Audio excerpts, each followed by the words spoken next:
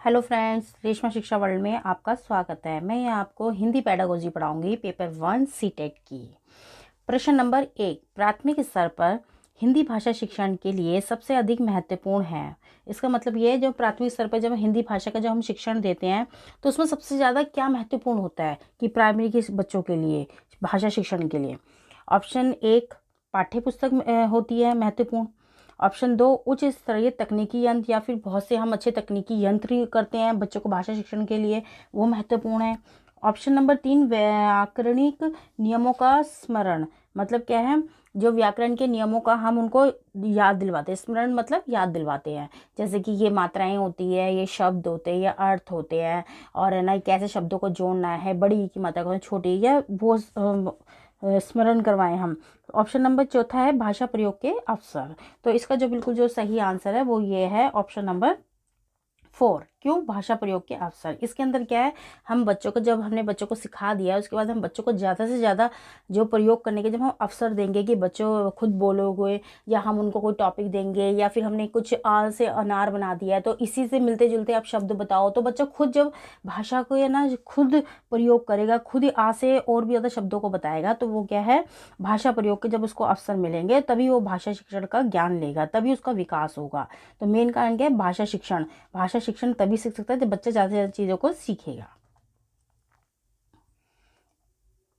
अब है प्रश्न नंबर दूसरा, हिंदी प्रयोग के विविध रूपों को जानने के लिए सर्वाधिक उपयोगी साधन हो सकता है। मतलब हिंदी के जो हम प्रयोग करेंगे उसके लिए जो है सबसे ज़्यादा जो प्रयोग किए जाने वाले के लिए सर्वाधिक उपयोगी उपयोग करने वाले साधन कौन कौन से हैं हिंदी प्रयोग के लिए।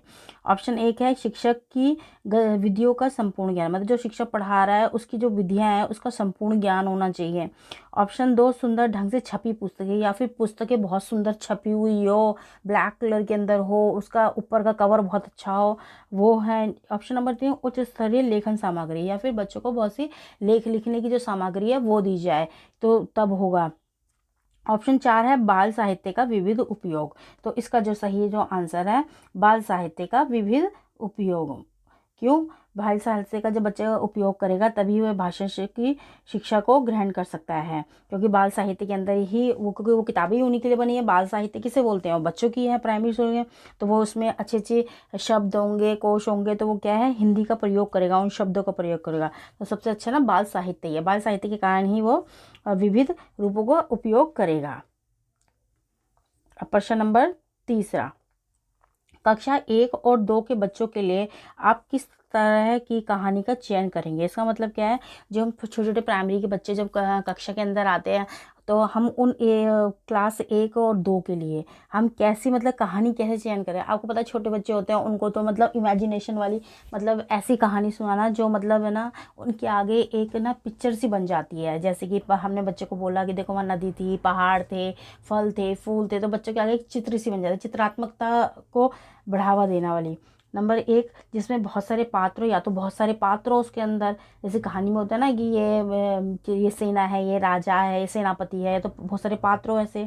या नंबर 2 इसमें 2 ही पात्र हो, या तो राजा हो, रानी हो, ऐसे पात्र हो। या तीसरा जिसके शब्दों, वाक्यों और घटनाओं के वर्णन की शैली चित्रात्मक हो। इसका मतलब क्या है, जैसे हमें बच्चों को कोई भी शब्द या वाक्य, कोई भी घटना मतलब बता रहे हैं या उसका वर्णन कर रहे हैं हम, जैसे कि हमने कोई किया, हमने किसी पहाड़ का किया, तो हमने क्या बताया बच्चों को, पहाड़ होते हैं, और ना फिर उसके बाद ना चित्रात्मकता कैसे होगी, पहाड़ हुए, वहाँ पे देखो ऐसी नदी होती है, झरना होता है, पेड़ होते हैं, पौधे होते हैं, पक्षी होते हैं, तो क्या है एक चित्रांत, एक चित्र से बन जाता है बच्चों के आगे, और प्लस हम दिखा भी सकते हैं बच्चों को। तो क्या है, वो बच्चा क्या है ऐसे कहानियों को सबसे ज़्यादा ही सीखता है।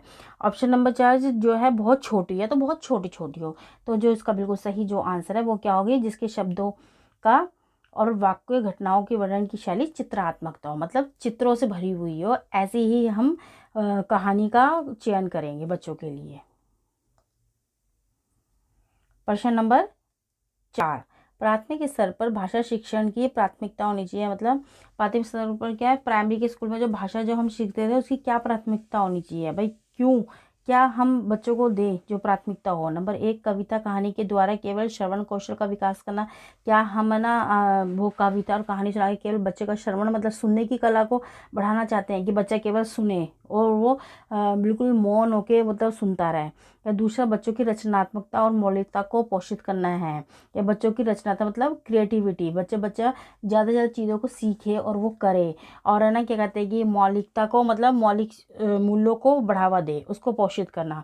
या बच्चों की चित्रांकन क्षमता का विकास करना। चित्रांकन मतलब क्या है, चित्र की शैली को विकास करना। मतलब बच्चों को चित्र की केवल हम प्राथमिक की भाषा सीखने से लेकर कि वो चित्रों को बनाए। या ऑप्शन 4, केवल बोलकर पढ़ने की क्षमता विकसित करना है। क्या वो बोलकर केवल पढ़ने की मतलब कि बोलने की शक्ति का विकास होना। या ये है, तो इसका जो बिल्कुल सही जो आंसर है वो है ऑप्शन नंबर 2।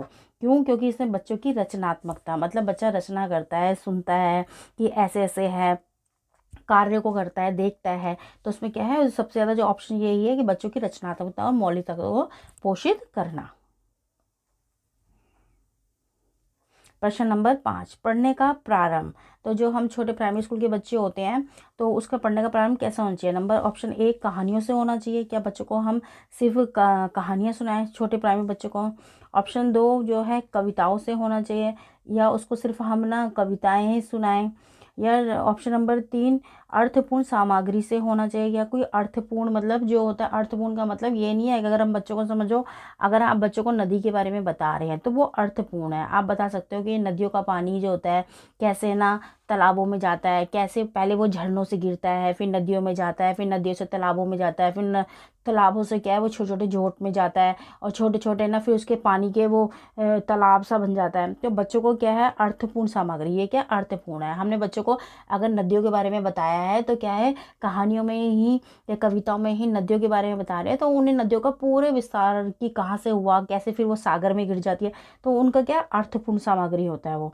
फिर ऑप्शन नंबर 4, वर्णमाला से होना चाहिए। या फिर हम केवल बच्चों को वर्णमाला सिखाएं, मतलब बच्चों को क ख ग ये सारे वर्णमालाओं के पूरे रूप सिखाएं, मात्राएं सिखाएं सब।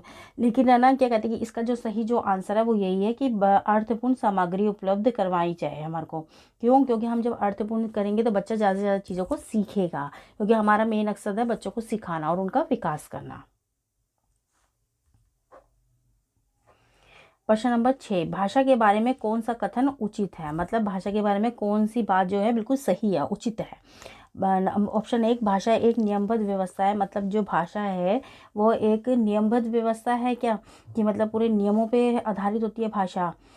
ऑप्शन नंबर 2, भाषा व्याकरण का अनुसरण करती है। क्या भाषा हमारी वो व्याकरण जो होती है कि पहले मात्रा है, छोटी ई की है, बड़ी ई की है, ये उसका अनुसरण करती है। ऑप्शन 3, भाषा और बोली में कोई भी कभी भी कोई भी संबंध नहीं होता है। या भाषा और बोली में जो भाषा जो होती है और बोली में कभी भी कोई भी संबंध नहीं होता, क्या उनके अंदर कोई संबंध नहीं है। ऑप्शन नंबर 4, भाषा अनिवार्यतः लिखित होती है। या भाषा जो होती है अनिवार्य रूप से केवल लिखित ही होती है। इसका जो बिल्कुल सही जो आंसर होगा वो यही है, भाषा एक नियमबद्ध व्यवस्था है। बिल्कुल भाषा का एक नियमबद्ध व्यवस्था है। पहले हम वर्ण सीखते हैं, स्वर होता है, व्यंजन होता है, फिर उसके बाद हमारी मात्राएं होती है, फिर उसके बाद हम उन्हीं शब्दों को उन वर्ड्स को वर्णों को जोड़ जोड़ के ही शब्द बनाते हैं, शब्द से हमारे वाक्य बनते हैं। तो क्या है, एक नियमबद्ध व्यवस्था है। आप भाषा को ऐसे नहीं सिखा सकते, एक नियमबद्ध रूप से क्रमबद्ध बनी हुई है, तो ये नियमबद्ध व्यवस्था है। तो उसका ऑप्शन नंबर 1 यही सही है बिल्कुल। प्रश्न नंबर 7, प्राथमिक कक्षाओं में रोल प्ले भूमिका निभाव का उद्देश्य होना चाहिए।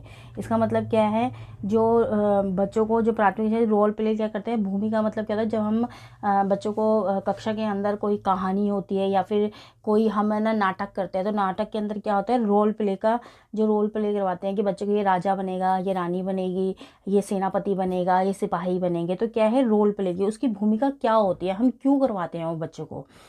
ऑप्शन 1, एक पद्धति के रूप में इसका उपयोग करना है। केवल एक पद्धति है कि भाई भाई ये उसमें नाटक का ये एक रूप है भैया, इसलिए कारण हम केवल इस पद्धति का उपयोग कर रहे हैं। ऑप्शन नंबर 2, विभिन्न संदर्भ में भाषा प्रयोग के अवसर प्रदान करना। विभिन्न संदर्भ में भाषा प्रयोग के अवसर प्रदान करना, इसका मतलब क्या है, इसका मतलब ये है, जब बच्चा आपने एक मतलब नाटक के अंदर जब एक किसी को राजा बनाया है, किसी को सिपाही बनाया है, तो किसी को मंत्री बनाया, तो उसमें क्या है, जो विभिन्न अलग अलग जो पात्र बच्चा बनता है, तो उसे पता है मैं राजा हूँ, मेरा शब्द ये होंगे कि मैं राजा हूँ, तो उसके शब्द और बोलने का तरीका अलग होगा। जो सिपाही होगा वो हाथ जोड़ कर आएगा, तो उसकी भाषा बोलने का अलग होगा। एक रानी होगी वो अलग भाषा से बोलेगी, मंत्री जो होंगे अलग भाषा। तो क्या है, सबका एक अलग अलग शब्दों का रूप होगा, एक अलग अलग उनकी चित्रात्मकता होगी, एक अलग अलग उनका कपड़े होंगे, भाषा होगी उनका, और उनका बोलने का तरीका अलग होगा। तो इसमें क्या है, वो रोल प्ले कर रहे हैं, तब उन्हें पता चलता है कि राजा ऐसे बोलता है, रानी ऐसे बोलती है। तो उन बच्चों को ना, छोटे बच्चे जब इसको देखते हैं तो कहते हैं अच्छा मंत्री ऐसे बोलता है, वो ऐसे हाथ जोड़ के बताता है। तो ऑप्शन नंबर 3 है बच्चों को अनुशासित रखना है। क्या हम रोल प्ले सिर्फ इसका उद्देश्य यही होता है कि बच्चों को अनुशासित रखें बस, कि आपको सिर्फ यही बोलना है और ऐसे करना है? नहीं, अनुशासित नहीं होना। बच्चों को अभिनय सिखाना है। क्या हम बच्चों को अभिनय सिखाना चाहते हैं कि भैया राजा ऐसे बोलता है, रानी ऐसी बोलती है? नहीं, हमें अभिनय सिखाना है, लेकिन अभिनय के अंदर हमें बच्चों को अवसर प्रदान करना है कि वो कैसे उस चीज़ का प्रयोग करे, वो कैसे उस चीज़ को भाषा का बोले। तो इसका जो बिल्कुल सही जो आंसर है ऑप्शन नंबर दूसरा। क्यों? इस विभिन्न से जब उसको अलग अलग संदर्भ दिए जाएंगे कि आपकी जो है, आप रोल प्ले ये वाला करोगे, आप ये वाला रोल प्ले करोगे, आपको ऐसे भाषा का प्रयोग करना है, तो उसको अलग अलग भाषा का प्रयोग करने आएगा। कि एक जैसे राजा कैसे बोलेगा, जैसे बोलते हैं ना, एक ऑफिस का होता है कि एक ऑफिसर कैसे बोलेगा, एक चपरासी कैसे बोलेगा। तो बच्चों को जो है भाषा प्रयोग के अवसर जब हम प्रदान करेंगे, और फिर उससे बच्चे को पता चलेगा कि राजा और मंत्री में क्या फ़र्क होता है। प्रश्न नंबर 8, कक्षा में कुछ बच्चे लिखते समय वर्तनी संबंधी त्रुटियां करते हैं, एक भाषा शिक्षक के रूप में आप क्या करोगे? तो मतलब क्या है, जब बच्चे भाषा लिखते समय, जब बच्चे लेखन लगते हैं तो उसके अंदर क्या है, वो बच्चे कई जहाँ बड़ी की होती है वो छोटी की लगाते हैं, छोटे की मात्रा की जगह बड़े की होते हैं। तो वो जब त्रुटियां करते हैं, तो एक आप भाषा के शिक्षक हो, आपको उनको क्या है, आप क्या करोगे उनकी जो त्रुटियां हो रही हैं? नंबर 1, उन्हें सख्त निर्देश देंगे कि वह आगे से गलती ना करे। कि या तो हम बच्चों की कॉपी के अंदर ना सर्कल मार दिया कि ये आपकी गलती है और इसको दोबारा नहीं करना। दूसरा क्या है, उनकी त्रुटि पर बिल्कुल भी ध्यान नहीं देंगे, या फिर हम सोचेंगे कि हमें मतलब ध्यान ही नहीं देना, जो गलती कर दी तो कर दी बच्चे ने। ऑप्शन नंबर 3, उन्हें शब्दों को 20 बार लिखने के लिए कहेंगे, या फिर हम उसको कहेंगे अगर बच्चे ने, अगर एक शब्द आम है, जैसे उस बच्चे ने आगे आगे आकर डंडा नहीं लगा, आम लिख दिया, तो हम क्या है, उसने गलती करी है, उसको हम सही लिख के दिखाएंगे और कहेंगे उसको 20 बार उसको लिखो कॉपी के अंदर। ऑप्शन नंबर 4, बच्चों को सही रूप लिखते हुए बच्चों को दोनों तरह के शब्दों का अवलोकन करके अंतर पहचानने का अवसर देंगे। इसका मतलब क्या है, अगर जैसे कि बच्चों ने को हमने आम दिया है और बच्चे ने आम की जगह क्या कहते हैं कि ना अम लिख दिया, उसने अ के आगे आ की डंडा नहीं लगाया, तो बच्चों को क्या है, हम जो उसने आगे डंडा नहीं लगाया है वो वाला, और जो उसमें क्या कहते हैं कि आम आ का साउंड आ रहा है, वो उन दोनों में बच्चों में उसमें गलती बताएंगे कि बच्चों आपने क्या गलती करी है इसके अंदर। तो हम उस बच्चों की दोनों को अंतर पहचानेंगे कि राजा या रजा में क्या फ़र्क होता है, जा आ की मात्रा क्यों नहीं लगाई है आपने। तो उन दोनों शब्दों को लेकर हम बच्चों को गलती बताएंगे, जिससे कि बच्चों को पता रहेगा कि आ की साउंड कौन सी होती है और आ की साउंड कौन सी होती है। तो इसलिए हम बच्चों को जो हम शब्द के वर्ण के जो होते हैं उनकी मात्राएं पूरा ज्ञान करवाएंगे। तो इसका जो बिल्कुल जो सही जो आंसर है वो ही है ऑप्शन नंबर 4। इसमें बच्चों को हम उनके ना शब्दों को दोनों को लगा के उनकी गलतियां बताएंगे, और जिससे बच्चे को ध्यान रहे कि हाँ मैंने ये गलती करी है, इसमें साउंड ही है, जिससे बच्चा साउंड करना सीखेगा, आ करना ही उसको सही पता चलेगा। प्रश्न नंबर 9, बच्चों की मौखिक भाषा का सतत आंकलन करने का सबसे बेहतर तरीका है। सतत आंकलन किसे बोलते हैं? सतत आंकलन बोलते हैं जो निरंतर चलता है, मौखिक भाषा का सतत मतलब निरंतर चलता रहता है सतत आंकलन। जैसे मौखिक भाषा, मौखिक किसे बोलते हैं? मुंह से बोली हुई, जो बोलता है बच्चा। प्रश्नों के उत्तर पूछना, हमने बच्चों से प्रश्न पूछे तो वो उत्तर दे रहा है, तब हम उसकी भाषा का आंकलन करेंगे कि बच्चा कैसे बोल रहा है, प्रश्नों के उत्तर सही दे रहा है नहीं दे रहा है। या ऑप्शन नंबर 2, विभिन्न संदर्भों में बातचीत करना, या विभिन्न संदर्भ से हम बच्चे से बातचीत करेंगे कि किसी भी विषय को लेके, तो अब हमें पता चलेगा। ऑप्शन नंबर 3, सुने हुए को दोहराने के लिए कहना, या जो हमने सुन लिया है फिर उस बच्चे को दोबारा बोलेंगे कि दोबारा बच्चा दोहराए, जिससे हमें पता चले कि ये भाषा की जो है सही प्रयोग कर रहा है नहीं कर रहा है। यह ऑप्शन नंबर 4, शब्द पढ़वाना। तो इसका जो बिल्कुल सही जो आंसर है वो यही है, शब्द पढ़वाना। हम बच्चे से जो है शब्द पढ़वाएंगे। शब्द क्यों पढ़वाएंगे?